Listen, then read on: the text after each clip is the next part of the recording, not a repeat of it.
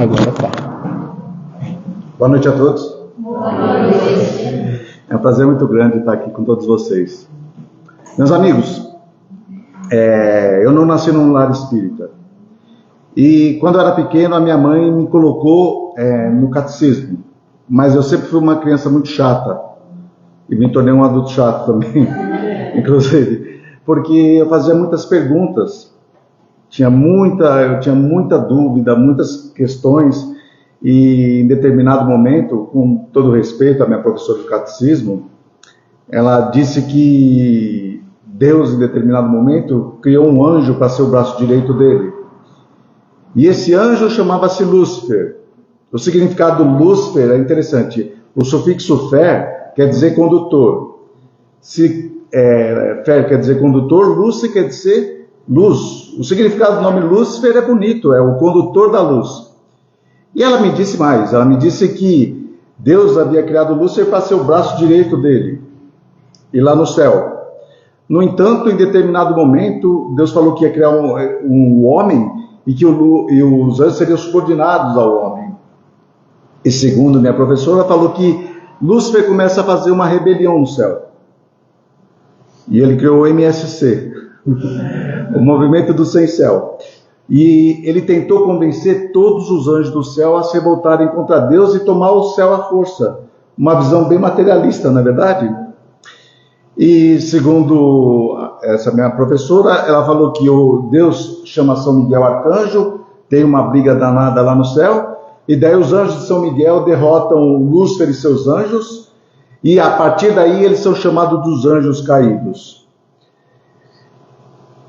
Eu fui pesquisar um pouco mais e eu vi que nessa lenda, o pessoal, quando criou essa lenda, eles acreditavam que a Terra era o centro do universo e que o nosso planeta era chato, como se fosse uma pizza. E aí, muitas vezes, eles eram chamados de anjos caídos porque quando eles foram expulsos do céu, eles caíram, e hoje em dia a ciência nos diz que nós temos mais de 6 sextilhões de planetas no universo. Adivinha onde o Lúcifer e seus anjos vieram cair? É um azar danado, né, que a gente deu. Vieram cair aqui. E eu acho bastante interessante, porque eles acreditavam que o céu era quente. Fui pesquisar, porque eles acreditavam nisso. Naquela época existiam vários vulcões, e eles acreditavam que o Lúcifer e seus anjos tinham vindo para dentro da Terra. E se um vulcão, então, na erupção já é quente, a lava, eles ficavam imaginando o quê? Como seria quente lá no inferno. Só que aí eu comecei a ficar pensando, comecei a fazer as perguntas. Falei, mas olha, se Deus criou um anjo para ser o braço direito dele, e esse anjo se revolta contra Deus, Deus criou errado. Deus não é perfeito? E daí eu comecei a fazer outras perguntas, porque eu falei assim, olha, naquela época o pessoal achava que a Terra era chata e o centro do universo. Hoje, nós sabemos que o nosso planeta é redondo. Então, se eu pedir para a Cecília para ela apontar para o céu, provavelmente ela vai apontar para cima. Se estiver lá no Japão, nesse exato momento, uma Cecília japonesa, e eu pedir para ela apontar para o céu, se ela apontar para cima, ela vai estar apontando para uma direção totalmente contrária à da Cecília. E eu começava a fazer várias perguntas. Uma vez a minha professora chamou o padre, e o padre muito legal, gente boa, mas ele virou para mim e falou assim, olha, você sabia que o diabo adora a criança que faz muita pergunta? Eu falei, mas por que Deus quer o diabo, padre, não é verdade? E eu comecei a perceber que o pessoal se incomodava muito com as minhas perguntas. Tinha outras pessoas próximas de mim, daí eu deixei de ir na igreja católica. Tinha outras pessoas perto de mim que elas pertenciam a uma outra religião. E me convidaram para ir nessa religião. E uma coisa que me deixou já surpreso, eles acreditavam que só o pessoal que frequentava aquela religião que ia para o céu. E as minhas perguntas não paravam. O meu obsessor, ele ficava na minha cabeça. Pô, mas só esse pessoal? Deus criou a humanidade toda, mas só o pessoal dessa igreja. E mais ainda, meus amigos, sem nenhuma crítica, nessa igreja o pessoal ia sempre muito bem vestido. E daí as pessoas que não tinham muito bens materiais iam com uma roupa não tão bem vestida, eu ouvia os outros falando daquela pessoa, zombando. E eu fiquei pensando, se o céu for feito para esse pessoal aí, talvez não vai ser uma coisa muito boa. E daí eu estava meio que desanimado, quando uma vez um amigo meu me convidou para ir num centro espírita, eu falei, olha, eu sou chato, viu? Eu gosto muito de perguntar, tudo, vocês gostam de quem faz pergunta? E ele me deu o livro dos Espíritos e falou, só tem 1018 perguntas aqui. Se tiver alguma além dessa, você pode vir que a gente responde. E ele falou, olha, mas leia da primeira para a última pergunta, porque é todo um desenrolar, o Kardec vai fazendo todo, né, um desenrolar. E assim, obviamente que eu fui ver lá no índice, e o assunto que eu queria, que me chamava a atenção, que era céu e inferno, estava na quarta parte. Então, rapidamente eu tentei ler para chegar nessa quarta parte. E na quarta parte, justamente para falar das penas e gozos futuros, né? Na quarta parte do livro dos Espíritos. E daí, no dia 1º de agosto de 1865, Allan Kardec, ele lança esse livro que para mim é uma joia. Para mim, assim, como veio ao encontro dos meus ansejos, eu fico maravilhado com esse espírito chamado Céu e Inferno. E não sei se todos já tiveram a oportunidade de ver, mas esse livro ele é dividido em duas partes. Na primeira parte, o Allan Kardec ele pega o que a doutrina espírita fala sobre a vida após a morte do corpo físico, e ele vai fazendo comparações com outras doutrinas, com outras religiões. E é bastante interessante essa primeira parte. Na segunda, ele vai pegar relatos dos espíritos para comprovar tudo o que ele tinha dito na primeira parte. Na primeira parte. Então, se a gente for ver, nessa primeira parte vai falar da doutrina. Então, o que vai falar o primeiro capítulo? Vai falar do porvir e o nada. Então, o Kardec vai falar daquelas pessoas que acreditam que simplesmente quando a gente acaba, a gente morre, simplesmente acabou. E, meus amigos, muitas vezes esse conceito materialista faz com que aconteça uma coisa triste na história da gente. Que pessoas que acreditam que quando elas morrem acaba tudo, se elas estiverem passando por um momento muito difícil, por uma prova, e se algumas pensam assim, olha, para que eu vou prolongar esse sofrimento se daqui a pouco eu morro e simplesmente acaba tudo? E muitas vezes elas acabam cometendo suicídio. Quanto mais cresce o número de materialistas, mais cresce o número de suicidas. Outra coisa, essas pessoas elas acreditam que Deus não existe, que não existe Deus. E uma vez um outro amigo meu falou para mim assim que, Fábio, você é muito ingênuo acreditar em Deus.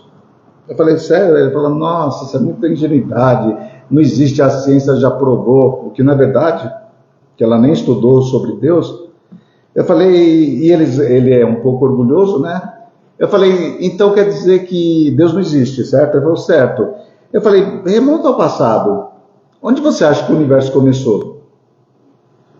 Daí ele falou, não sei. Eu falei, podemos falar o Big Bang? Que o pessoal fala que ele começou no Big Bang. Ele falou assim, o Big Bang. E eu virei para ele e falei assim, então você acha que o nada criou tudo? Porque existiu uma explosão, mas essa explosão veio da onde? O que existia para ser explodido? Eu falei para ele, eu acho que mais ingênuo é você de acreditar que o nada pode criar tudo que existe.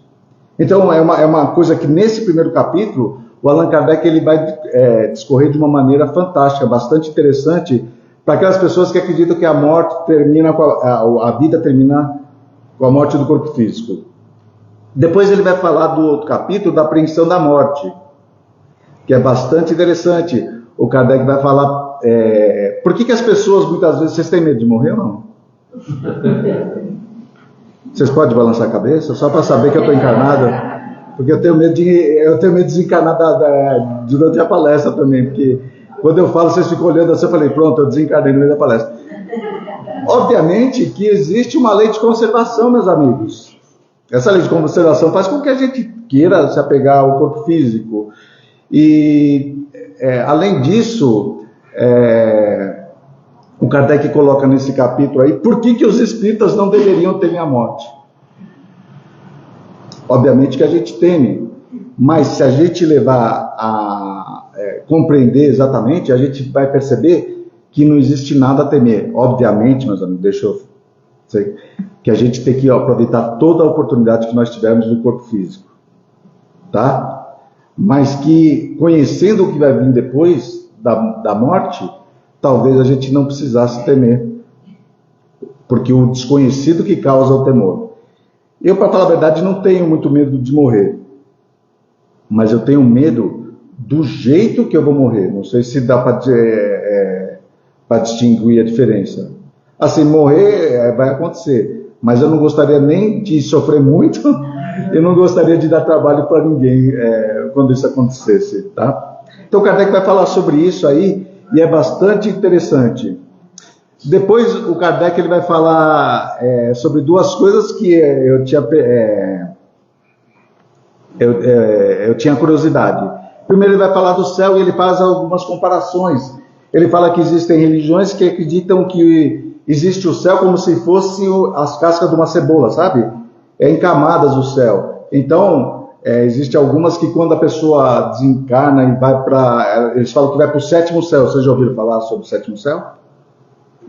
Assim, minha mãe lia uns livrinhos, que eu reencarnei faz bastante tempo, vocês não vão saber, mas era sétimo céu que chamava. Mas eles acreditavam que o céu era como uma cebola, que existiam várias, e se você fosse para o sétimo céu, seria o melhor.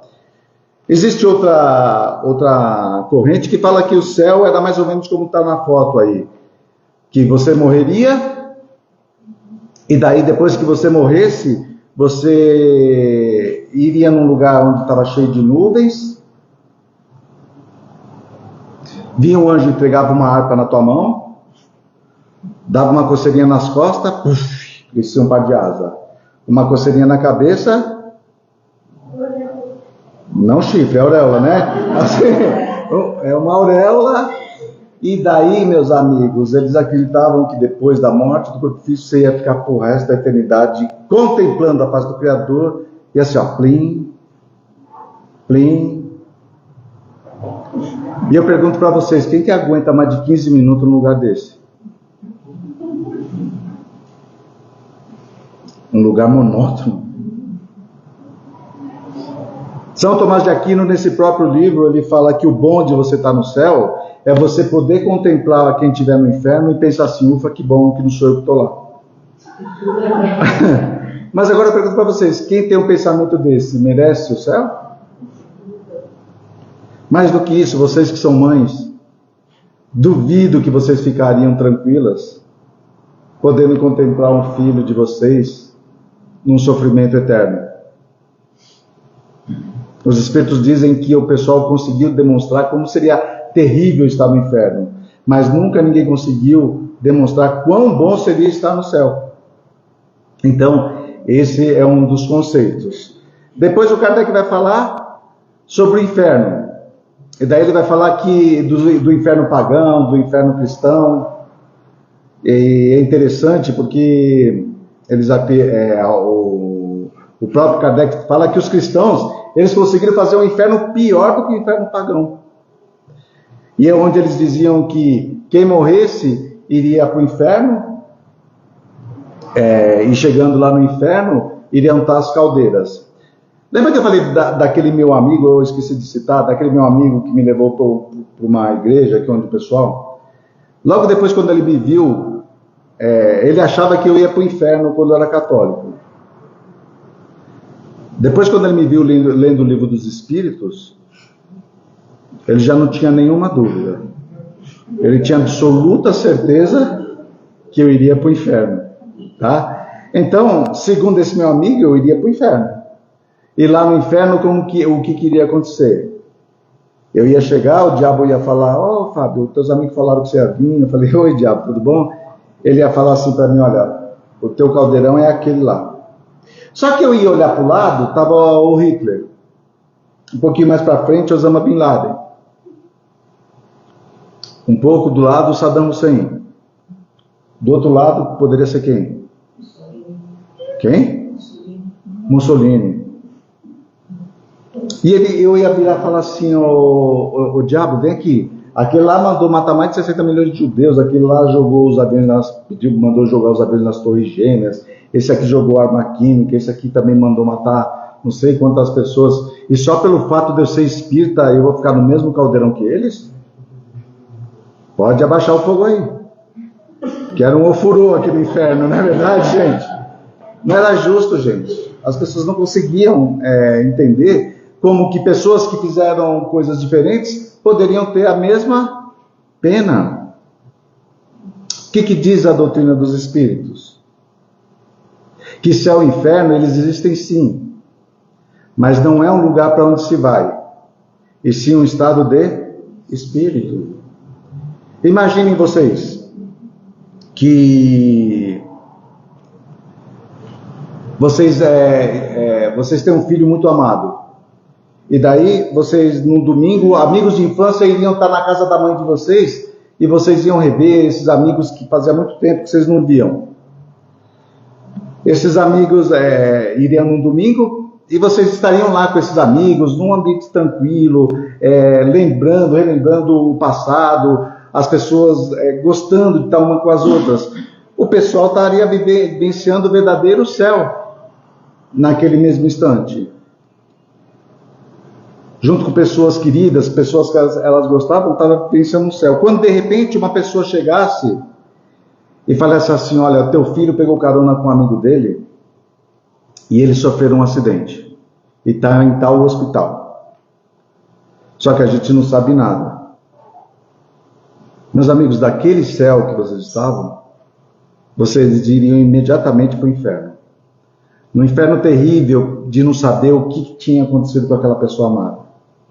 No inferno terrível de não chegar nunca, porque quando você está naquela ansiedade, não chega nunca. E as ideias que vão passando na cabeça, por mais que nós não queiramos, são ideias não tão boas. A gente chega no hospital e a gente vê no hospital várias pessoas que estão doentes, outras acidentadas. O ambiente é o pior possível. Você está vivenciando um inferno. Você vai até a recepção e pergunta do teu filho, o pessoal não sabe informar, manda você para outro. O diabo está. De repente você está num balcão tentando pegar um pouco de informação, quando alguém toca nas tuas costas do lado. Quando você vira, é teu filho e fala, mãe, calma, não aconteceu nada comigo. Meus amigos, daquele inferno que vocês estavam, automaticamente vocês são lançados para um céu melhor do que naquele quando vocês estavam conversando com os amigos. E percebam que tudo em sua volta continua ainda pessoas doentes, continuam pessoas sofrendo, continuam pessoas acidentadas, porque pouco vai importar o ambiente que vocês estejam. O que vai importar mesmo é que você conseguiu o céu. Deu para perceber a diferença entre céu e inferno? Eu sou palmeirense. Então vamos supor que eu estou no Allianz Parque e o Palmeiras faz um gol no último minuto. Eu vou para o céu. Palmeiras ganha. Eu estou no céu. Agora vamos supor que quem faz um gol no último minuto é o adversário. Eu vou para o inferno. Se o adversário for o Corinthians, é um inferno bem pior do que aquele que eu estaria. Então, eu volto a dizer, o que eu estou querendo dizer é que, assim, céu e inferno, eles vão muitas vezes intercalando na nossa existência.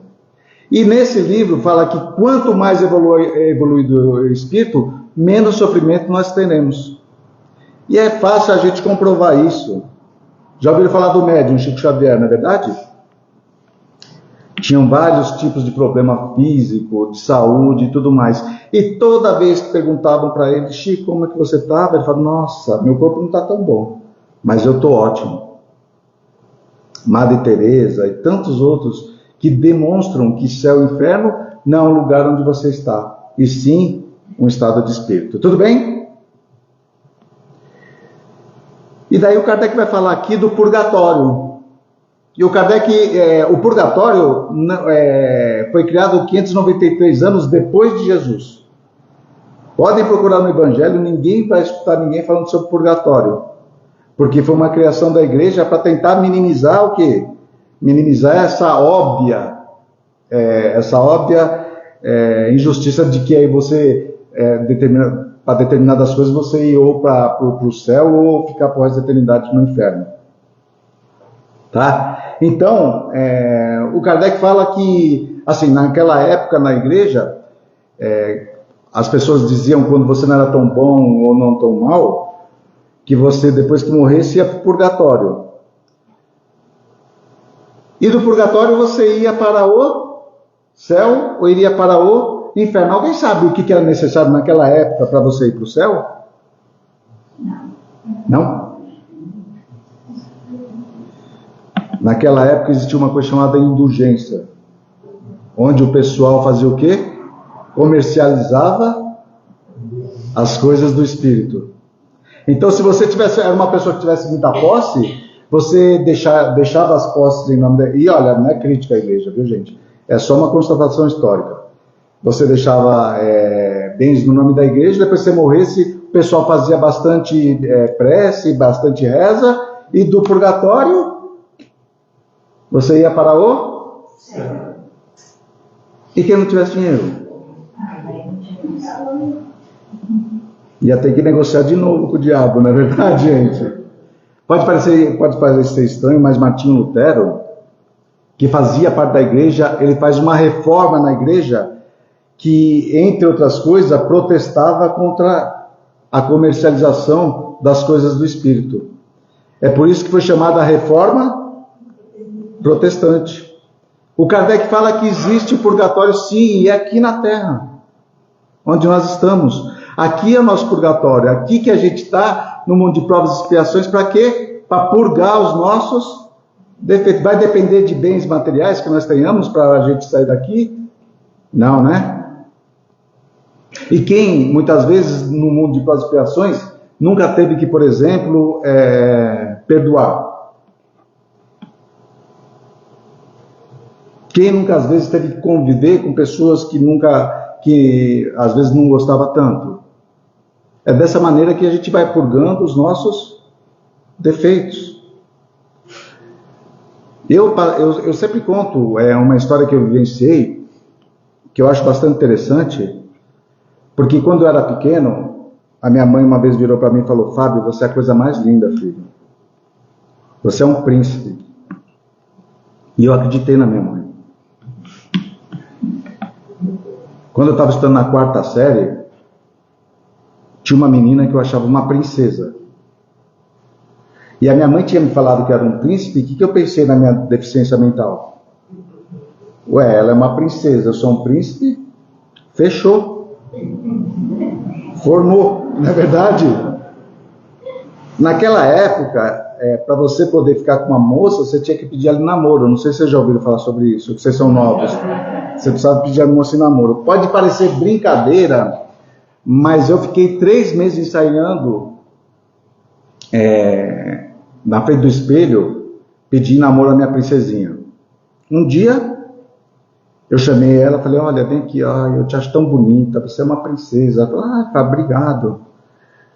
E eu virei para ela e falei: você quer namorar comigo? E já fui me aproximando, porque eu tinha treinado no espelho. E ela falou: não. E eu esqueci de treinar o não, eu só treinei o sim. E eu falei: mas por quê? Ela falou: porque você é muito feio e cabeçudo.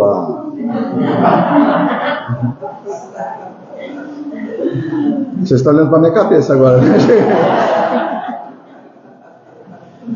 Meus amigos, pode parecer brincadeira, mas a minha princesinha me chamando de feio e cabeçudo marcou minha adolescência. Na minha adolescência tinha uma coisa chamada baile de garagem. Já ouviram falar sobre isso? Assim, os amigos se reuniam, colocavam uma lona na garagem, e daí as meninas levavam os comes. Naquela época era sanduíche de carne louca. Tinha um pessoal que pegava um repolho, eles passavam papel alumínio espetava picles, salsicha e azeitona. Vocês já ouviram falar sobre isso ou não? Só eu? Não? E os meninos levavam os bebés, tubaína à vontade.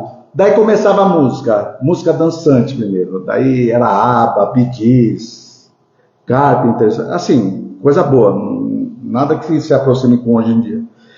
Coisa boa. E a gente dançava bastante. Daí, de repente, parava a música e saia uma luz do chão, e o pessoal levava até Globo. E começava o Globo e começava a chamar começava uma coisa chamada música lenta. E era difícil para nós homens naquela época, porque quando começava a música lenta, as meninas ficavam do lado da parede e os meninos ficavam do outro lado.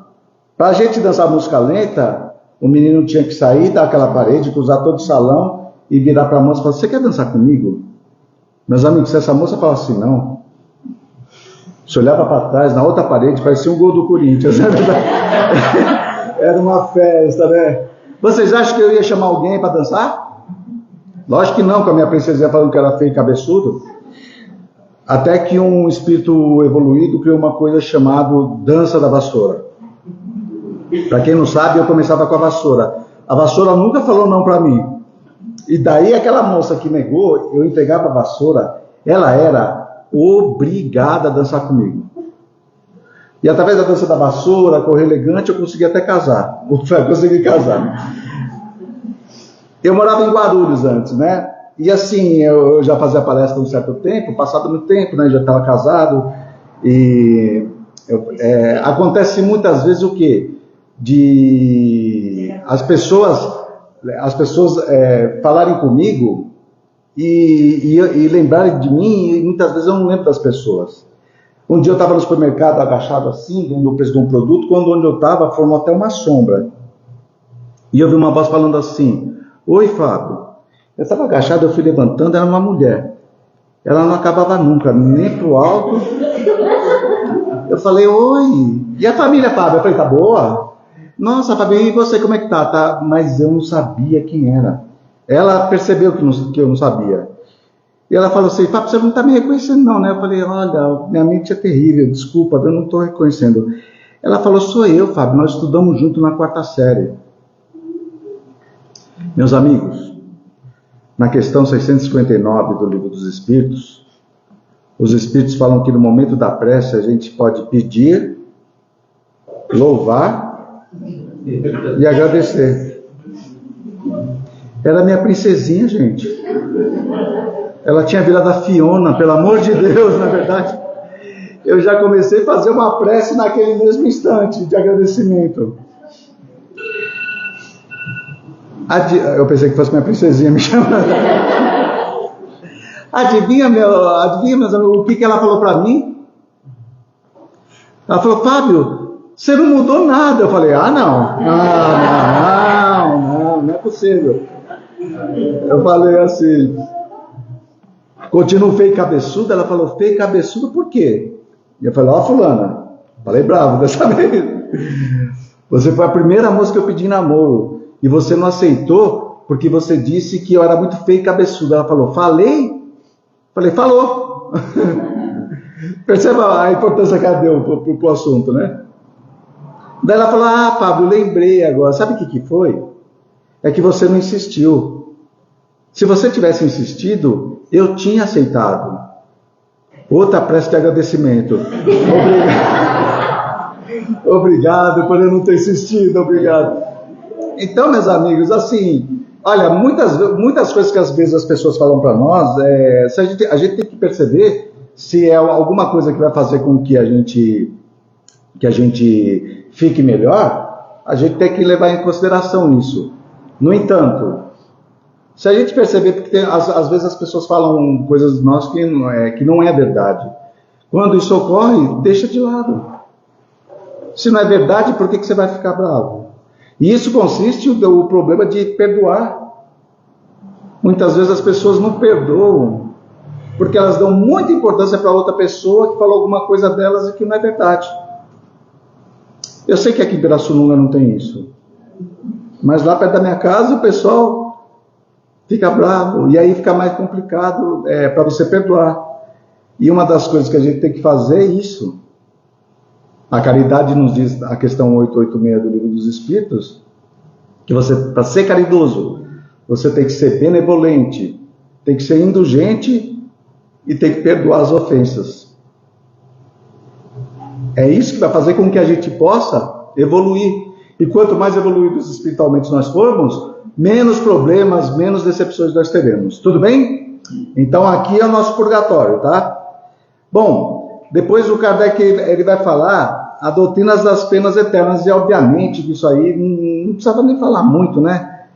Olha, nem nós homens que somos totalmente imperfeitos, não existe uma pena, em alguns lugares existe, mas a grande maioria não existe uma pessoa que cometeu um erro e ela vai ficar perpetuamente pagando por isso. Imagine Deus que é bondade, é justiça. Então, o Kardec vai falando como é impossível esse conceito de que você vai ficar pro resto da eternidade queimando, fazendo alguma coisa, sofrendo muitas vezes. Daí, nesse capítulo, ele vai falar das penas futuras segundo o Espiritismo. O Espiritismo não nega que nós tenhamos que passar por algumas situações. Porque Deus é bom, mas antes de ser bom, Ele é justo. Se Deus fosse somente bom, não daria para existir justiça. Vou contar um caso, vou tentar me expressar melhor. Como que é teu nome? Beatriz. A Beatriz, por exemplo, imagine que a Beatriz tivesse um galinheiro e o Reinaldo fosse um delegado e eu fosse o ladrão de galinhas. Então daí eu ia lá, roubava uma galinha da Beatriz, a polícia me prendia, o Reinaldo, que era muito bom, me soltava, falava: Fábio, você não pode fazer isso aí não é uma coisa boa. Me soltava, do outro dia eu ia lá, roubava outra galinha, era preso, o Reinaldo me soltava, no outro dia lá roubava outra galinha, o Reinaldo me soltava e tudo mais. Acabou com o galinheiro da Beatriz e o Reinaldo falou: olha, você não pode fazer isso. Para algumas pessoas o Reinaldo foi bom comigo, e eu imagino que tenha sido bom mesmo, mas ele foi justo? Vocês acham que ele foi justo? E obviamente que Deus, por ser justo, Ele não vai dar apenas colocar nenhuma pena eterna, mas a gente precisa muitas vezes fazer o quê? Os Espíritos falam nesse capítulo que a gente, para apagar o mal que nós fizemos, a gente tem que passar por 3 estágios. O primeiro é arrependimento. O segundo é expiação. E o terceiro é a reparação. O Espiritismo é a única doutrina que fala que nós devemos reparar o mal que nós cometemos. Porque existem religiões, por exemplo, e volto a dizer com todo o respeito, mas é só uma comparação, que fala que basta você se arrepender. Ou participar de determinada religião. Infelizmente, eu não gosto de citar esses casos, mas é uma coisa que a gente às vezes vê no dia a dia. Há um mês atrás eu estava vendo uma reportagem de um rapaz de 33 anos que ele pegou uma menina de 10 anos, estuprou a menina e depois matou a moça à paulada. E para determinadas religiões basta com que ele se arrependa e ele vai ficar lá no céu sem fazer nada. Mas, por exemplo, se eu sou o pai dessa menina, muito dificilmente eu não conseguiria perdoar esse sujeito.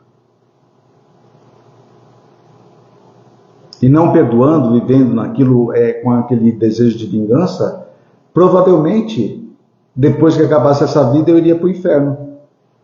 Para quem acredita em céu e inferno. Vocês acham que é justo isso? É injusto. Só que a doutrina espírita nos diz que esse sujeito, o arrependimento dele é bom. Porque já é o primeiro passo de que ele tem o conhecimento de que ele fez uma coisa que não deveria ter feito. Só que muitas vezes ele vai expiar. E muitas vezes a expiação é interessante. É a consciência do sujeito que fica gritando sobre um ato que ele cometeu e que não deixa o sujeito sossegado. E depois ele tem que reparar.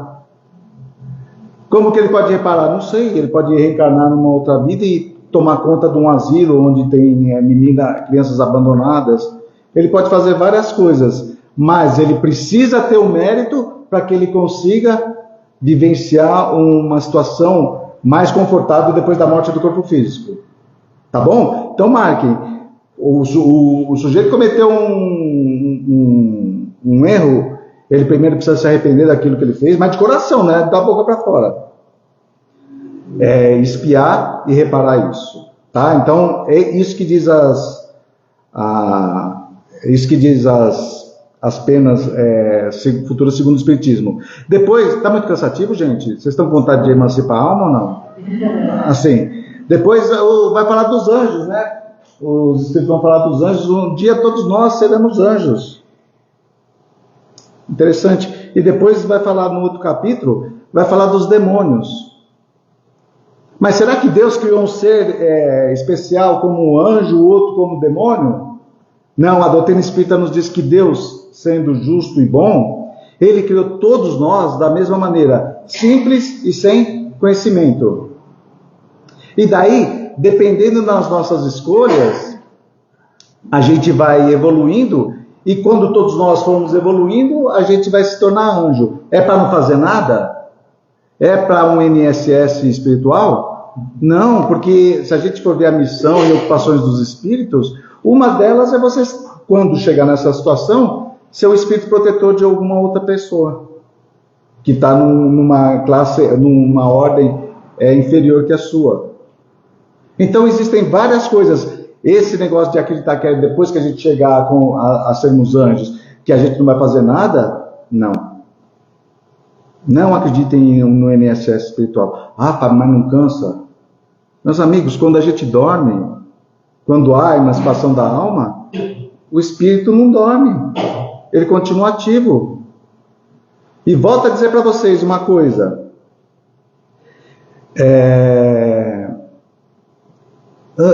Céu e inferno e uma situação melhor ou pior é bastante interessante. Porque o meu sogro, ele era pedreiro. E uma vez ele já desencarnou.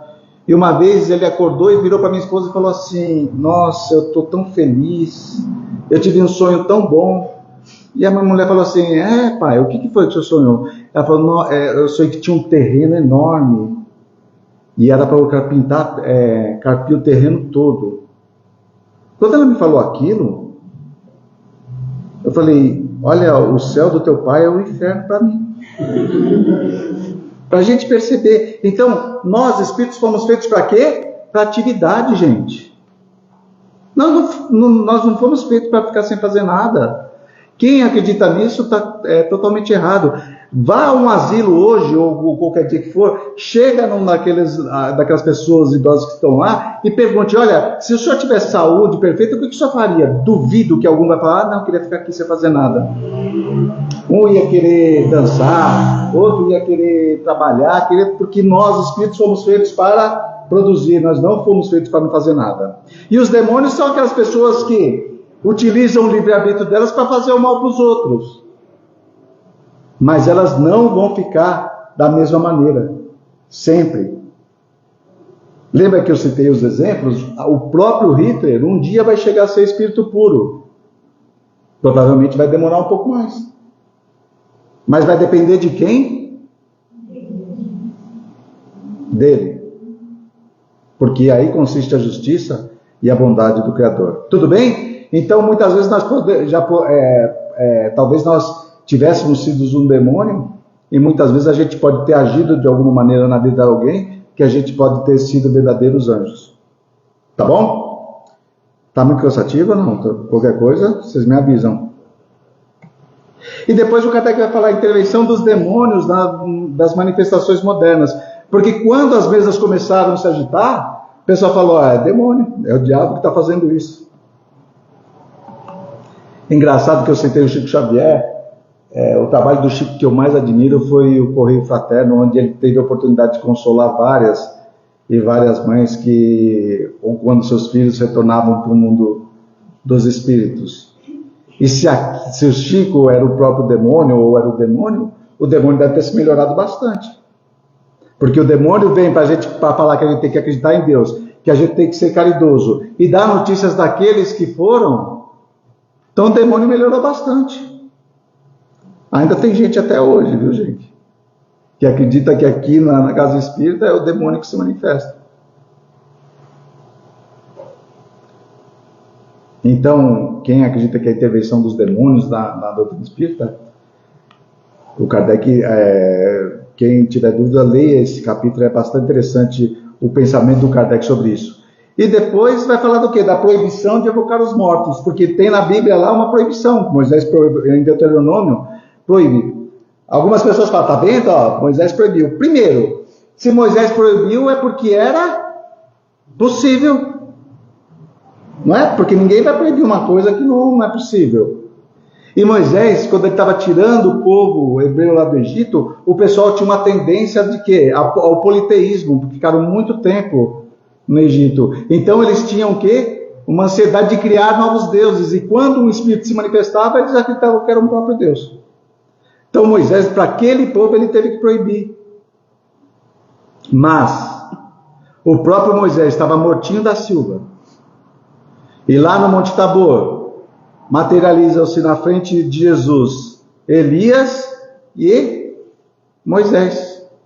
E se ele tinha proibido, ele desproibiu, porque ele estava mortinho e veio e falou com Jesus. Tudo bem? Bom, daí vem a segunda parte dos exemplos, que essa parte eu acho fantástica. Antes dos exemplos, a gente vai ver do passamento. Alguém tem curiosidade de saber o que ocorre no momento da morte ou não? Não, né? Ninguém vai morrer, né? Nesse capítulo do passamento, os espíritos vão dizer que quanto mais apegado às coisas materiais, mais difícil vai ser o momento da tua desencarnação. E vai falar de 4 situações onde o espírito simplesmente fecha os olhos e ele se desprende. Depois vai falar do espírito quando ele está muito apegado às coisas materiais. Vai falar quando ele está de tal maneira que muitas vezes ele tem a sensação que os vermes estão corroendo ele. Isso tem tudo a ver com o perispírito, que é ligado molécula a molécula ao nosso corpo físico. Quanto mais materializado, mais difícil vai ser esse desprendimento entre o corpo físico e o perispírito, que obviamente junto com o espírito. E é isso que muitas vezes causa sensações difíceis que a gente vê com pessoas no momento da morte. E depois, meus amigos, nós temos aqui, o Kardec coloca relato de 67 espíritos. E ele vai falar, por exemplo, dos espíritos felizes. Esse primeiro espírito que vocês estão vendo lá, o Sr. Sanson, ele era membro da Sociedade Parisiense de Estudos Espíritas. Quando ele ficou doente, ele falou para o Kardec, Kardec, quando eu morrer, você pode me evocar.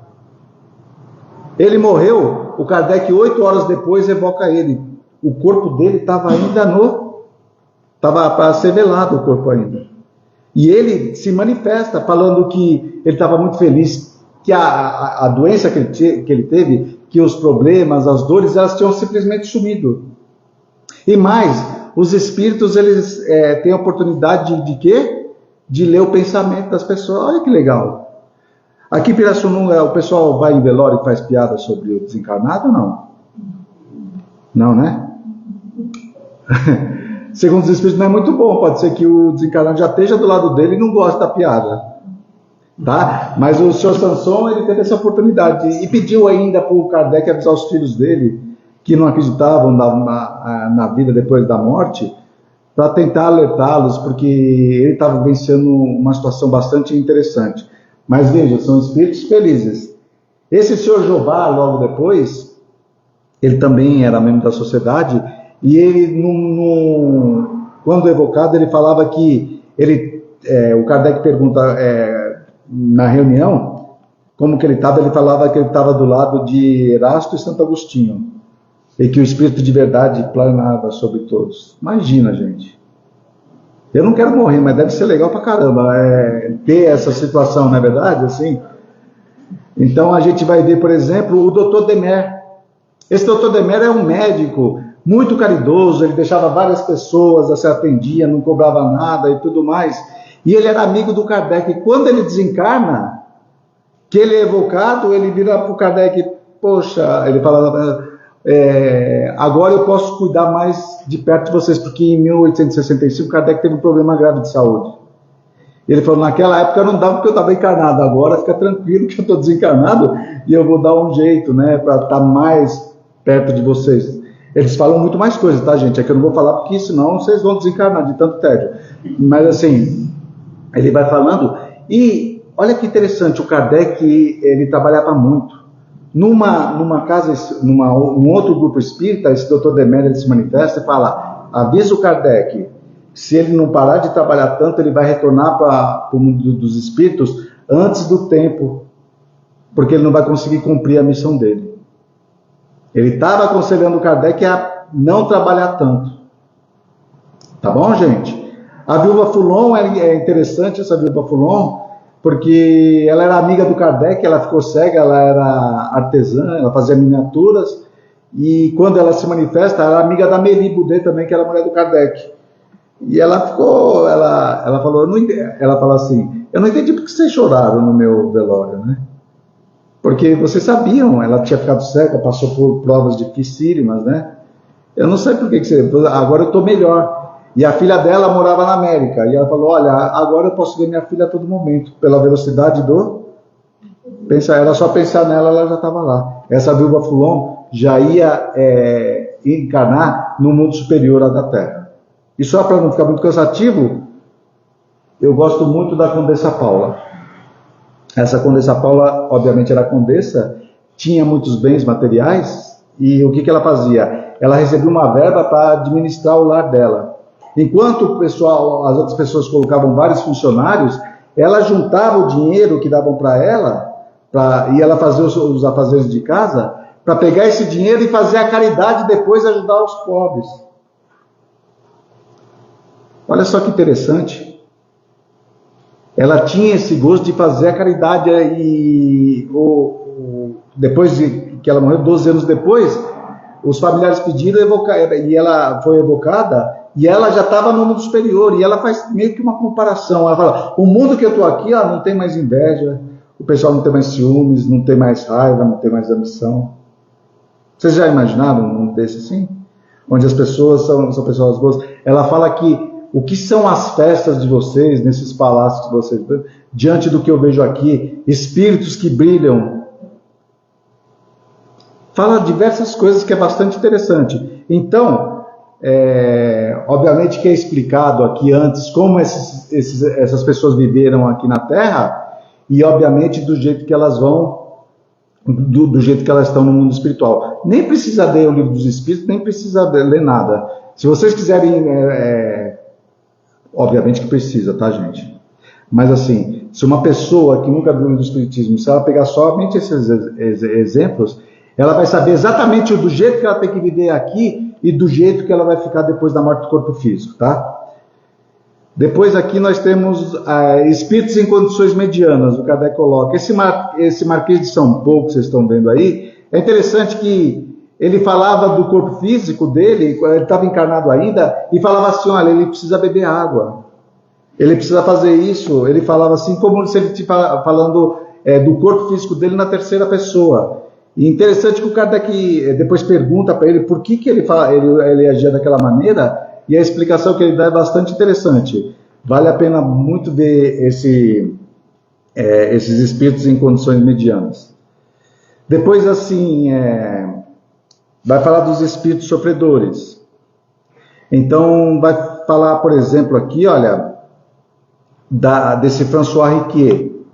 Está vendo lá o número 31, 32. François Riquier era um velho, mas uma mão de vaca. Ele não abria a mão para nada. Ele não casava nem para gastar muito dinheiro, ele era solteirão, tudo e ele juntava dinheiro, não dava dinheiro para ninguém, nem nada. Morreu. E certa vez ele se manifesta falando assim, pelo amor de Deus, não foi com essas palavras, tá? Eu estou interpretando. Estão acabando com a minha fortuna. Ele estava extremamente perturbado, porque quem ficou com os bens que ele juntou tanto, estava acabando com a fortuna dele. E falava para ele, mas meu irmão, você não precisa, você já está morto. Quem falou para vocês que estou morto? Ele nem sabia que estava morto de tanto apego que ele tinha aos bens materiais. E isso fazia com que ele estivesse sofrendo bastante. Então, meus irmãos, vocês que têm bastante dinheiro, guarda um pouquinho, mas pode gastar de vez em quando, tá bom? Assim, não tem problema para fazer esse tipo de coisa. Porque, volto a dizer, o apego às coisas, aos bens materiais, causa situações não tão boas, tá bom? Daí aqui depois vai falar sobre os espíritos suicidas. É bastante interessante esse capítulo, porque eu acreditava que quem cometer suicídio ia para determinado local. Aqui, se a gente for ver, nenhum tem a mesma consequência depois da morte que cometeu. Esse suicida da Samaritana, a Samaritana era uma casa de banhos na França, ele entra numa banheira e ele com uma navalha ele corta o pescoço, o funcionário viu que ele estava demorando muito, foi lá, ele estava morto lá.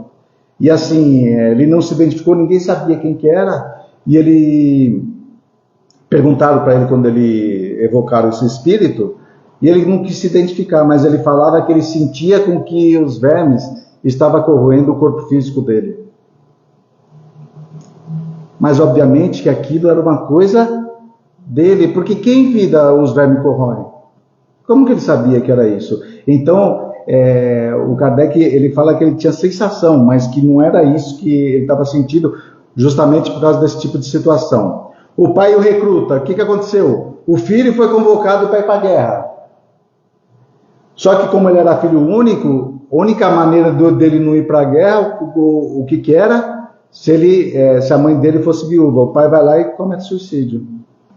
E depois ele bem triste, porque assim, os próprios espíritos falam, olha, o ato que ele fez não foi um ato de revolta, foi um ato para querer proteger o filho. No entanto, os espíritos falam, mas quem diria, como você ia saber que numa guerra teu filho talvez poderia perder a vida? Ou quem sabe se numa guerra ele precisava adquirir conhecimentos que em outra situação ele não conseguiria. Então ele fala justamente isso aí, o pai o recruta, e os espíritos falam muitas vezes disso. Esse Louvet-François Simon,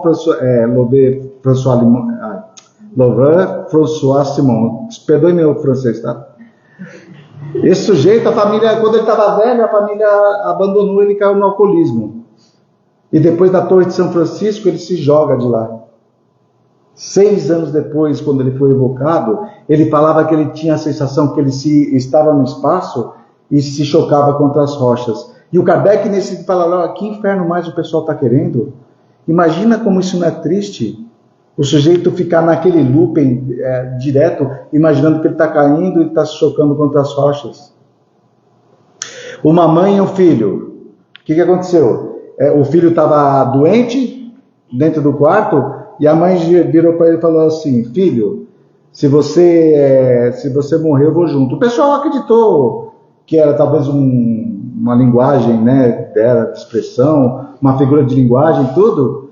O rapaz morreu no quarto, ela foi no celeiro e se enforcou. Passado um tempo, o Kardec evoca o filho. E o filho fala para o Kardec que ele estava muito bem. Já tinha dado o momento dele para retornar para o mundo espiritual. Ele só não estava melhor por causa da situação da mãe dele. Kardec evoca a mãe dele. E eu imaginei, olha, ela cometeu o suicídio se enforcando, acho que ela deve estar sentindo falta de ar, ela não sentia nada disso. Inclusive, ela conseguia ver os outros espíritos e os outros encarnados que estavam. Ela conseguia ver todo mundo, menos o filho dela. E quanto mais ela se revoltava contra Deus, era pior o sofrimento dela. Porque ela falava, onde que está Deus que não deu um amor de mãe e tudo mais? Mas ela precisaria se conscientizar primeiro. Tá bom, gente? Duplo suicídio por amor e por dever. Quem gosta de romance, é um romance da vida real isso aí. Era um homem e uma mulher que o rapaz pediu a moça em casamento, só que a família não deixou, porque ele não tinha tantos bens. Ela se casou com outro homem e ele se casou com outra moça. Só que eles gostavam demais um do outro, se amavam muito. Acho que eles devem ter lido o quê? Romeu e Julieta. E o que eles decidem? Cometer o suicídio. Para serem felizes para sempre, né? Quando eles são evocados, ele sofreu muito, porque um não podia ver o outro. E por causa daquele ato, ia demorar muito mais para que eles conseguissem ficar juntos novamente. Tudo bem? Tá muito pesado falar aqui desses casos ou não? Vou falar do Sr. Felicien. Esse Sr. Felicien aqui, ó, o pessoal fala, porque a pessoa quando é ruim, ela comete suicídio, ela vai vir com alguma deficiência física na outra encarnação. Esse Sr. Felicien era o 4º suicídio que ele tinha cometido nesse último, como Felicien. Ele era amigo do Kardec, ele era escritor e era rico. E porque ele fez um investimento errado, por causa do orgulho dele, cometeu suicídio. E o Kardec evoca ele, e ele estava até que lúcido. E falou que a missão dele, a missão que ele tinha, era poder o quê? Tentar, nas encarnações, se livrar desse desejo que ele tinha de quê? De cometer o suicídio. E esse Antoine Bell também é outro que se apaixonou por uma mulher e acabou cometendo suicídio por causa disso. Mas a gente vai perceber o quê? Nenhuma consequência do suicídio foi igual a outra. São casos excepcionais. Eu não sei se vocês já tiveram a oportunidade de ler esse livro. Olha, é muito bom. Criminosos arrependidos. Esse Verguer era um padre. E ele teve um problema lá com o arcebispo de Paris. Ele vai lá e mata o arcebispo. E ele é guilhotinado depois. Daí o Kardec evoca ele e ele, entre outras coisas, né? Ele fala que já estava arrependido, mas que o arcebispo, o que incomodava era o arcebispo toda hora ficar olhando para ele, onde ele ia. O Kardec evoca depois o arcebispo falou, não, eu já perdoei, não tem problema nenhum. Mas era a consciência dele que acreditava nisso. Todos que vocês virem aqui, ó, criminosos arrependidos, todos eles relatam para o Kardec isso, que as vítimas deles é como se eles estivessem olhando o tempo todo onde eles iam. Isso causava um transtorno muito grande. Obviamente que o espírito já está mais evoluído, está seguindo o caminho dele, mas em algumas situações na revista espírita, quando aquele espírito ele se arrepende e ele escolhe uma nova encarnação, eles relatam que, olha, aquele pessoal que estava me olhando deixou de olhar, já não está mais me perseguindo. Interessante, né? Tem esse espírito de Kaustanadari, olha só, ele tinha um castelo lá nessa cidade de Kaustanadari, e ele teve a oportunidade de matar a mulher e o irmão. E daí o que acontece? Depois que ele matou, o relato diz que quem ficou com a casa foi tentar entrar na casa, o herdeiro dele foi entrar na casa dele, e ele deu um susto lá no sujeito, e o sujeito desencarnou. Não sei se foi por virtude do susto, mas o sujeito desencarnou. O filho do homem que tinha desencarnado lá foi lá, e olha só que interessante, e ele levou uma bufetada, não tinha ninguém. O Kardec vai falar, né, se os espíritos têm essa possibilidade, e a explicação é bastante interessante de São Luís falando sobre isso. Ele estava, meus amigos, 200 anos dentro daquela casa, sem poder sair daquela casa. Ele falava que quando ele saía, ele via tudo escuro, não enxergava nada. 200 anos só vivenciando o crime que ele tinha cometido. E mais um detalhe, sem dormir. Triste, né? Bastante triste. Está acabando, tá, gente? Os espíritos endurecidos, por exemplo, essa rainha de hoje era doida. Ela era rainha, quando ela se manifesta, falou, onde que estão os meus escravos? Cadê minhas joias? Se eu sou lá, você é doida. Que escravo e joia e tudo mais. Era orgulhosa. O Kardec tratou ela com todo respeito e tudo mais. Mas era um tipo desses espíritos que acreditavam ainda que era rainha, extremamente orgulhosa. Tá? E as expiações terrestres, de todos os relatos que eu vi, aquele Marcel, o menino do quarto número 4, é o que me deixa mais emocionado. É um menino que ele era judeu, e ele nasceu totalmente deformado. O corpo físico totalmente deformado e coberto com feridas. A família deixou ele no hospital e raramente eles iam lá visitar o rapaz. O médico, com pena do menino, deu um livro para ele e o médico estava surpreso da inteligência que aquele menino tinha. Um dia, antes de dormir, ele virou para o médico e falou: doutor, me dá mais daquelas pílulas que o senhor dava. E o médico falou: Marcelo, não posso dar mais, você já tomou. Por que você quer mais? Ele falou: porque eu estou com uma dor terrível. E os meus gemidos estão incomodando o pessoal que está nos leitos do lado. Depois que ele morre, o Kardec evoca. E Santo Agostinho dá a vez dele para que esse menino falasse na Sociedade Parisiense de Estudos Espíritas. É um dos relatos mais fantásticos que eu tive a oportunidade de ver. Tem aqui também Charles Santier, um idiota. Idiota era como na época era chamado as pessoas com deficiência mental. Esse sujeito, ele vegetava em cima de uma cama. A ponto ele ficava vegetando e assim, olha só que interessante essa experiência aqui do Kardec. Antes desse rapaz desencarnar, o Kardec evoca o espírito dele. E o espírito conversa de uma maneira tranquila, extremamente inteligente. O que demonstra o quê? Para aquelas pessoas que acreditavam que o pensamento os materialistas é uma coisa da matéria, aquele espírito veio e deu a explicação do motivo que ele estava naquela situação. Porque ele falou que tinha sido muito orgulhoso em existência passada, e o fato das pessoas terem que dar a comida na boca dele, trocar as fraldas dele, era uma experiência extremamente interessante para que ele percebesse que todos nós somos irmãos. Mas veja, ele escolheu vir nessa situação. Tudo bem, gente? Então são 67 espíritos que, contando com todos os capítulos e todos esses relatos, eu simplesmente consegui encontrar aquilo que eu procurava tanto, que é a justiça divina conforme o Espiritismo.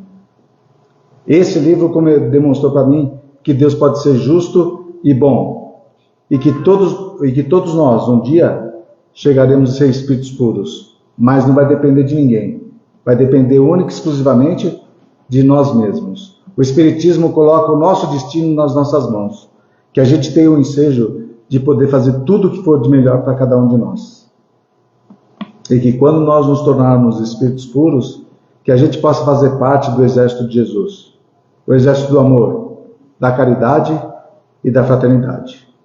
Que a paz desse mestre esteja com todos nós e que ela se estenda aos nossos lares, pelo convite, pela atenção, pela participação, pela simpatia de cada... Vocês são muito simpáticos, viu, gente? Assim, às vezes eu vou em casa espírita que parece que eu estou fazendo palestra para o tio Paulo. Assim, o pessoal parece que já está meio desencarnado, não é verdade? Assim, é muito bom quando o pessoal participa e que todos nós tenhamos uma grande semana. E mais uma vez, muito obrigado pela oportunidade de poder estar aqui junto com vocês. Muito obrigado.